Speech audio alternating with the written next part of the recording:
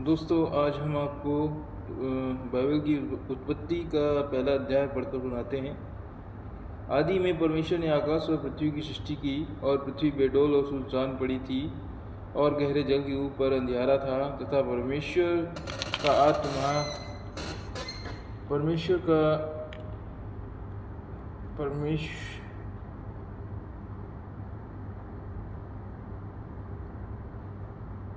और पृथ्वी बेडौल और सुनसान पड़ी थी, और गहरे जल के ऊपर अंधियारा था, तथा परमेश्वर का आत्मा जल के ऊपर मंडराता था। तब परमेश्वर ने कहा, उजियाला हो, तो उजियाला हो गया। और परमेश्वर ने उजियाले को देखा कि अच्छा है, और परमेश्वर ने उजियाले को अंधियारे से अलग किया।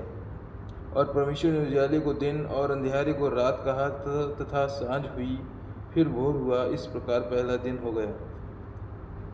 फिर परमेश्वर ने कहा, जल के बीच एक ऐसा अंतर हो कि जल दो भाग हो जाए। तब परमेश्वर ने एक अंतर करके उसके नीचे के जल और उसके ऊपर के जल को अलग अलग किया, और वैसा ही हो गया। और परमेश्वर ने उस अंतर को आकाश कहा, तथा सांझ हुई, फिर भोर हुआ। इस प्रकार दूसरा दिन हो गया। फिर परमेश्वर ने कहा, आकाश के नीचे का जल एक स्थान से इकट्ठा हो जाए, और सूखी भूमि दिखाई दे, और वैसा ही हो गया। और परमेश्वर ने सूखी भूमि को पृथ्वी कहा था। जो जल इकट्ठा हुआ उसको उसने समुद्र कहा, और परमेश्वर ने देखा कि अच्छा है। फिर परमेश्वर ने कहा, पृथ्वी से हरी घास तथा बीज वाले छोटे छोटे पेड़ और फलदायी वृक्ष भी, जिनके बीज उन्हीं में एक एक की जाति के अनुसार होते हैं, पृथ्वी पर उगे। और वैसा ही हो गया। तो पृथ्वी से हरी घास और छोटे छोटे पेड़, जिनमें अपनी अपनी जाति के अनुसार बीज होता है, और फलदायी वृक्ष, जिनके बीज एक एक की जाति के अनुसार उन्हीं में होते हैं, उगे। और परमेश्वर ने देखा कि अच्छा है। तथा सांझ हुई, फिर भोर हुआ। इस प्रकार तीसरा दिन हो गया। फिर परमेश्वर ने कहा, दिन को रात से अलग करने के लिए आकाश के अंदर में ज्योतियाँ हों, और चिन्हों और नियत समयों और दिनों और वर्षों के कारण हों। और वे ज्योतियाँ आकाश के अंतर में पृथ्वी पर प्रकाश देने वाली भी ठहरें, और वैसा ही हो गया।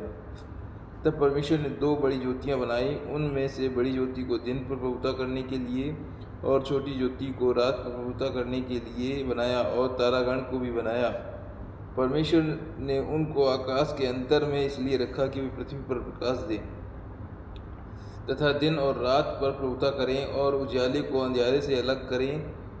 और परमेश्वर ने देखा कि अच्छा है। तथा सांझ हुई, फिर भोर हुआ। इस प्रकार चौथा दिन हो गया। फिर परमेश्वर ने कहा, जल जीवित प्राणियों से बहुत ही भर जाए, और पक्षी पृथ्वी के ऊपर आकाश के अंतर में उड़े। इसलिए परमेश्वर ने जाति जाति के बड़े बड़े जलदुओं को की, और उन सब जीवित प्राणियों की भी सृष्टि की जो चलते फिरते हैं, जिनसे जल बहुत ही भर गया। और एक एक जाति के उड़ने वाले पक्षियों की भी सृष्टि की। और परमेश्वर ने देखा कि अच्छा है। और परमेश्वर ने यह कह के उनको आशीष दी कि फूलों फलों और पृथ्वी के समुद्र के जल में भर जाओ, और पृथ्वी और पक्षी पृथ्वी पर बढ़ें। तथा सांझ हुई, फिर भोर हुआ। इस प्रकार पांचवा दिन हो गया। फिर परमेश्वर ने कहा, पृथ्वी में से एक एक जाति के जीवित प्राणी, अर्थात घरेलू पशु और रेंगने वाले जंतु, और पृथ्वी के वन पशु जाति जाति के अनुसार उत्पन्न हो, और वैसा ही हो गया। सो परमेश्वर ने पृथ्वी के जाति जाति के वन पशुओं को, और जाति जाति के घरेलू पशुओं को, और जाति जाति के भूमि पर सब रेंगने वाले जंतुओं को बनाया। और परमेश्वर ने देखा कि अच्छा है।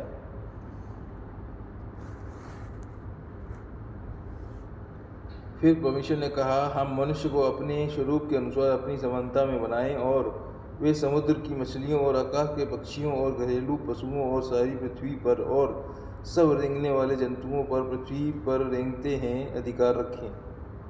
तब परमेश्वर ने मनुष्य को अपने स्वरूप के अनुसार उत्पन्न किया। अपने ही स्वरूप के अनुसार परमेश्वर ने उसको उत्पन्न किया, नर और नारी करके उसने मनुष्यों की सृष्टि की।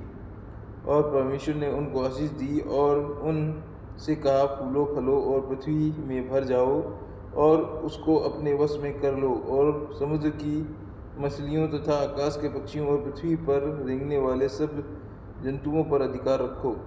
फिर परमेश्वर ने उनसे कहा, सुनो, जितने बीज वाले छोटे छोटे पेड़ सारी पृथ्वी के ऊपर हैं, वे जितने वृक्षों में बीज वाले फल होते हैं, वे सब मैंने तुमको दिए हैं, वे तुम्हारे भोजन के लिए हैं।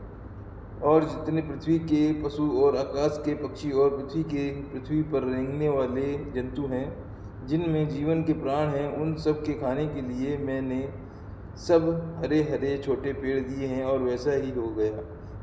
तब परमेश्वर ने जो कुछ बनाया था सब को देखा, तो क्या देखा कि वह बहुत ही अच्छा है। तथा सांझ हुई, फिर भोर हुआ, और इस प्रकार 6वां दिन हो गया। परमेश्वर के वचनों को पढ़ जाने और सुन जाने पर आशीष हो। आमीन।